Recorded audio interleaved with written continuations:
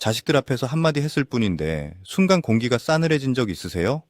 그때부터 부모는 점점 말이 줄고 외로움은 늘어납니다. 혹시 이런 적 있으세요? 가족들이 둘러앉아 뭔가 이야기하는데 내가 한마디 거들었더니 갑자기 조용해지는 거예요. 뭔가 조언을 해줬더니 네, 알겠어요 하는데 눈빛은 또 시작이네 이러고 있는 거죠. 그리고 결정타. 아버지 어머니는 요즘 세상 돌아가는 거 잘 모르셔서요. 이 말 들으면 가슴이 철렁 내려앉죠. 30년간 노인 심리를 연구해온 박성준 박사입니다. 제가 수천 명의 어르신들 만나보니까요. 이 서운함이 쌓이고 쌓여서 결국엔 혈압도 오르고 잠도 못 자게 만든다는 걸 발견했습니다. 제가 오랫동안 노인 심리와 삶을 연구하면서 공통적으로 발견한 한 가지 진실이 있습니다. 사람은 나이가 들수록 더 똑똑해져야 행복해지는 게 아니라 오히려 조금 내려놓을수록 편안해진다는 사실입니다. 근데 더 놀라운 게 뭔지 아세요? 해결 방법이 여러분 생각과 완전 반대예요. 똑똑해 보이려고 할수록 외로워지고 좀 모자란 듯이 굴수록 사랑받습니다. 이 역설적인 진실을 오늘 밝혀드릴게요. 댓글로 알려주세요. 자식들한테 가장 서운했던 순간이 언제였는지요. 얼마 전에 68세 최경희 님이 제 상담실에 오셨어요. 평생 초등학교 교감하신 분이에요. 은퇴하고 딸네 집 근처로 이사 가셨는데 손주 키우는 거 보다가 도저히 못 참으셨대요. 엄마, 지우는 밥 안 먹겠다는데 억지로 먹이지 마. 아니, 그래도 애가 밥을 먹어야지. 내가 30년 동안 애들 가르쳐봐서 아는데 엄마 요즘은 그렇게 안 해요. 에이, 요즘 엄마들은 너무 애한테 끌려다녀. 이런 식으로 매일 한마디씩 하셨답니다. 처음엔 딸이 네, 알겠어요 했는데 점점 전화를 안 받더래요. 명절에도 일이 있어서요 하면서 안 오고요. 최경희 님이 저한테 그러시더라고요. 박사님, 저는 30년 넘게 아이들 가르쳤어요. 제가 틀릴 리가 없잖아요. 근데 왜 우리 딸은 제 말을 안 듣는 걸까요? 목소리에 서운함이 가득했습니다. 그런데 같은 동네 사는 65세 윤미숙님은 완전 달라요. 손주가 라면만 먹겠다고 해도 그래, 오늘은 그게 당기나 보구나 하시고 며느리가 뭔가 설명하면 아이고, 나는 그런 건 통 모르겠어. 하하 하면서 웃어 넘기세요. 어느 날 며느리가 그러더래요. 어머니, 제가 요즘 육아법 배웠는데요. 그러니까 윤미숙님이 어머 그래? 우리 며느리 똑똑해. 나는 옛날 방식밖에 모르는데 네가 있어서 다행이야 이러셨대요. 지금 윤미숙님 대근 주말마다 자식들이 먼저 찾아와요. 같이 밥 먹고 손주들 데리고 오고 윤미숙님은 약도 안 드시고 건강하세요. 두 분 차이가 뭘까요? 아는 게 많고 적음이 아닙니다. 자식 앞에서 얼마나 내려놓을 줄 아느냐예요. 혹시 아직 구독과 좋아요 안 누르셨으면 지금 눌러주세요. 이 채널은 여러분의 건강한 노년을 응원합니다. 오늘 말씀드릴 내용은 여러분 자녀 관계를 완전히 바꿀 수 있어요. 끝까지 안 보시면 가장 중요한 핵심을 놓치십니다. 자녀와의 관계, 작은 마음가짐 하나로 충분히 바뀝니다. 그럼 이제 우리가 일상에서 어떤 말을 멈춰야 하는지 하나씩 볼까요? 첫 번째, 내 경험으로는 말이야, 이 말이에요. 71세 박영수님, 아들이 어느 날 회사 그만두겠다고 했어요. 사업하겠답니다. 야, 미쳤어? 너 나이가 몇인데 사업을 해? 내가 평생 공무원 하면서 얼마나 편했는데 내 경험으로는 말이야, 안정된 월급이 최고야. 아들이 뭐라고 했을까요? 아버지는 아버지 시대 사셨잖아요. 지금은 다르다니까요. 그리고 결국 사업했어요. 아버지 속만 새까맣게 태우고요. 근데 웃긴 게 뭔지 아세요? 그 아들 지금 작은 IT 회사 운영하면서 잘 살아요. 박영수님은 아직도 아들 볼 때마다 어색하대요. 그때 내 말 들었으면 이 말이 목구멍까지 올라오는데 참는다고 하시더라고요. 세상이 얼마나 빨리 바뀌는지 아세요? 여러분이 20, 30년 전에 배운 그 방법들 지금은 거의 안 통해요. 그러니까 이렇게 바꿔보세요. 네 생각이 그렇구나. 요즘 돌아가는 건 내가 잘 파악을 못해서. 딱 이것만 말해도 됩니다. 두 번째, 부모 마음이 이런데 어쩌겠니? 이거예요.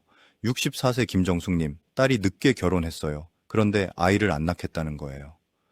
엄마, 저는 지금 일도 바쁘고 아이 없이 살고 싶어요. 아니 그래도 너 나중에 나이 들면 외로워. 부모 마음이 이런데 어쩌니. 엄마는 네가 걱정돼서 밤잠을 못 자겠어. 매일 전화할 때마다 이랬답니다. 그러다 딸이 전화를 아예 안 받기 시작했어요. 지금은 한 달에 한 번도 통화 안 해요. 김정숙님은 그 걱정 때문에 불면증 생겨서 수면제 드십니다. 여러분, 걱정은 사랑 같아 보이지만 받는 사람한테는 무거운 돌덩이에요. 차라리 이렇게 해보세요. 네가 정한 길이니까 엄마는 응원한다. 힘들면 언제든 말해. 이거면 충분해요. 세 번째, 지금 내 말 안 들으면 나중에 후회해. 이런 말입니다. 69세 이순자님 손자가 대학 전공 정할 때예요. 할머니, 저는 미술 전공하고 싶어요. 미술? 그거 해서 뭐 먹고 사니? 그 과는 취업 안 돼. 내가 다 알아봤어. 지금 내 말 안 들으면 나중에 후회한다? 할머니 제 인생이잖아요. 에휴, 철없는 소리 하고 있네. 손자는 결국 미술과 갔어요. 취업도 안 돼서 고생 좀 했고요. 근데 지금 그 손자 작은 디자인 스튜디오에서 일하면서 행복하게 살아요. 이순자님은 아직도 내 말 들었어야지 이러시는데 손자는 할머니랑 거리 두고 지냅니다. 여러분, 후회도 그 사람 인생 공부예요. 그 기회까지 빼앗으면 자식들은 스스로 일어서는 법을 못 배웁니다. 네 번째, 자녀 배우자 평가하는 말이에요. 내 남편은 왜 저래? 내 아내는 살림을 왜 그 모양으로 해? 이런 거요. 73세 정혜숙 님이 아들한테 전화했어요. 야, 네 아내는 청소를 왜 저렇게 안 하니? 어제 가봤더니 거실이 영말이 아니던데 내가 볼 땐 좀 게으른 것 같아. 엄마, 우리 와이프 요즘 야근도 많고 힘들어요. 그래도 집안일은 해야지. 내가 며느리 때는 말이야. 여러분, 일화때 한마디가 아들 가정을 지옥으로 만듭니다. 진짜예요. 아들이 집에 와서 아내한테 그 말 했어요. 부부싸움 났죠. 그 이후로 명절에도 집에 잘 안 와요. 정혜숙님은 내가 뭘 잘못했나 하시는데 이미 관계는 금 같습니다. 자녀 배우자는 여러분이 고른 사람이 아니에요. 자식이 선택한 반려자죠. 그 선택을 존중 안 해주면 자식은 여러분과 배우자 사이에서 괴로워해요. 차라리 내 남편 덕분에 네가 행복해 보여서 엄마도 기쁘다. 이렇게 말해보세요. 다섯 번째, 과거 공로 내세우는 말입니다. 내가 너를 어떻게 키웠는데, 내가 너한테 얼마나 투자했는데 이런 거요. 67세 한명숙 님이 딸한테 그랬어요. 너 요즘 왜 이렇게 전화를 안 하니? 엄마 바빠서요. 바빠서? 엄마가 너 대학 보내려고 얼마나 고생했는데 넌 정말 배은망덕하구나. 딸은 그 말 듣고 한동안 연락을 더 끊었어요. 나중에 상담사한테 털어놓더래요. 엄마한테 빚진 것 같아서 숨이 막혀요. 여러분이 자식 키운 건 부모 도리였지 거래가 아니었잖아요. 그 공로를 들먹이는 순간 사랑은 거래가 되고 자식은 채무자가 됩니다. 이 다섯 가지 말 오늘부터 하나씩 줄여보세요. 그럼 자식들한테 느끼던 서운함이 조금씩 사라질 겁니다. 그럼 구체적으로 어떻게 해야 할까요? 첫 번째, 못 들은 척하는 연습입니다. 더 70세 오경자님 이야기예요. 손주들이 게임 이야기를 해요. 사실 오경자님 다 아세요. 손주들이 뭐 하는지 TV에서도 나오고요. 근데 일부러 이러세요. 어머, 그게 뭐야? 할머니한테 자세히 설명 좀 해줘. 할머니는 그런 거 잘 모르겠어. 그러면 손주들이 어떻게 할까요? 신나서 설명해요. 할머니, 이건 말이죠.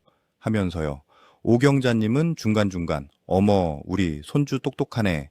하면서 감탄하시고요. 손주들이 할머니 만나는 거 좋아해요. 할머니 앞에서는 자기가 선생님이 된 것 같거든요. 오경자님은 그 시간이 너무 행복하대요. 웃기죠?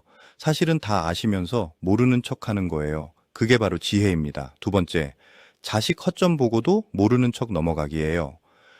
66세 장미라님 명절 때 일이에요. 며느리가 음식을 거의 안 가져왔어요. 예전 같으면 며느리가 명절에 이게 뭐야 했을 거예요. 근데 이번엔 이러셨대요. 괜찮아요. 요즘 워킹맘들 얼마나 바빠요. 그냥 얼굴 보러 온 것만으로도 고마워요. 며느리 표정이 확 바뀌더래요. 미안한 표정. 그리고 다음 명절부터는 어떻게 됐을까요? 며느리가 오히려 더 신경 써서 준비해 왔어요. 여러분, 지적하면 멀어지고 넘어가면 가까워집니다. 세 번째, 질문보다는 경청이에요. 72세 송인숙님 딸이 어느 날 전화했어요. 엄마, 나 회사에서 너무 힘들어. 그래? 무슨 일인데? 부장님이 맨날 갈구고, 동료들은 나만 빼고 얘기하고. 예전 같으면 송인숙님이 뭐라고 했을까요? 그럼 그만두고 다른 데 알아봐. 이랬을 거예요. 근데 지금은 그냥 들어주기만 하세요. 그랬구나. 정말 많이 힘들었겠다. 엄마한테 얘기하니까 좀 시원하다. 조언은 안 했어요. 그냥 들어줬을 뿐이에요. 근데 신기하게도 딸이 스스로 해결책을 찾아가더래요. 엄마, 나 이렇게 해볼까 봐 하면서요. 자식들은 부모의 조언이 아니라 부모의 귀가 필요한 거예요. 네 번째, 칭찬 아끼지 마세요. 68세 유정희님, 아들이 회사에서 승진했어요. 엄마, 나 과장 됐어. 그래? 그 정도 나이면 당연한 거 아니야? 아들 표정이 확 굳더래요. 유정희님이 나중에 그걸 깨달으셨대요. 아, 내가 실수했구나. 다음부터는 작은 일에도 칭찬하세요. 우리 아들, 오늘 넥타이 잘 맸네. 엄마가 봐도 우리 아들 정말 훌륭하다. 그랬더니 아들이 훨씬 자주 전화한대요. 사람은 칭찬받고 싶어 하는 거예요. 어른이 돼도 마찬가지입니다. 다섯 번째, 자식한테 의지하는 척하기예요. 74세 이정자님은 스마트폰 사용법 다 아세요. 근데 일부러 아들한테 물어봐요. 야, 이 앱은 어떻게 쓰는 거야? 엄마는 이런 거 잘 모르겠어. 아들이 좀 가르쳐 줘. 아들이 친절하게 설명해 줘요. 그러면 이정자님이 뭐라고 할까요? 아이고, 우리 아들 덕분에 엄마가 젊은이들 따라가네. 고마워. 여기서 중요한 팁 하나 알려드릴게요. 아들이 가르쳐 줄 때 조금 버벅거려도 절대 짜증내지 마세요. 아유, 우리 아들 없으면 이 늙은이가 아무것도 못하겠네 라고 한 번만 져주세요. 아들은 엄마 도와준다는 게 뿌듯해요. 이정자님은 아들이랑 자주 대화할 수 있어서 좋고요. 서로 윈윈입니다. 이 5가지 실천하시면 어느새 여러분은 자식들이 가장 편안해하는 부모가 되어 있을 겁니다. 그리고 그 편안함이 결국 여러분 건강과 장수로 이어지죠. 자, 오늘 우리가 나눈 이야기 정리해 볼게요. 예전에는 똑똑한 부모가 좋은 부모였어요. 자식한테 많이 가르치고 올바른 방향 제시하고 실수 안 하게 미리 막아주는 게 부모 역할이라고 믿었죠. 근데 지금은 완전 달라요. 자식들은 부모의 지식이 아니라 부모의 따뜻함을 원합니다. 잘못하면 어떻게 될까요? 계속 간섭하고 충고하고 평가하면 자식은 점점 멀어져요. 명절에도 바쁘다고 안 오고 전화도 의무적으로만 하고요. 여러분은 서운하고 외로워서 혈압 오르고 잠 못 이루게 됩니다. 제대로 하면요, 자식 앞에서 바보가 되어주고 모르는 척하고 칭찬하고 경청하면 자식들이 스스로 찾아와요. 주말마다 같이 밥 먹고 손주들도 데리고 오고 여러분 생일엔 온 가족이 모이죠. 그 화목함 속에서 마음은 평온해지고 몸도 자연스럽게 건강해집니다. 오늘 당장 실천할 수 있는 거 딱 하나만 알려드릴게요. 오늘 저녁에 자식한테 전화하세요. 요즘 어때? 힘든 일 없어? 이렇게 물어보세요. 그리고 자식이 뭐라고 대답하든 조언은 하지 마시고 그랬구나, 힘내, 딱 이 한마디만 해보세요. 이 작은 변화가 여러분과 자식 사이를 서서히 바꿔놓을 겁니다. 다음 영상에서는 손주들과 건강하게 지내는 법 말씀드릴게요. 손주 육아에 안 끼어들면서도 손주들이 할아버지 할머니 좋아하게 만드는 비결이요. 마지막으로 부탁 하나 드릴게요. 댓글 남겨주세요.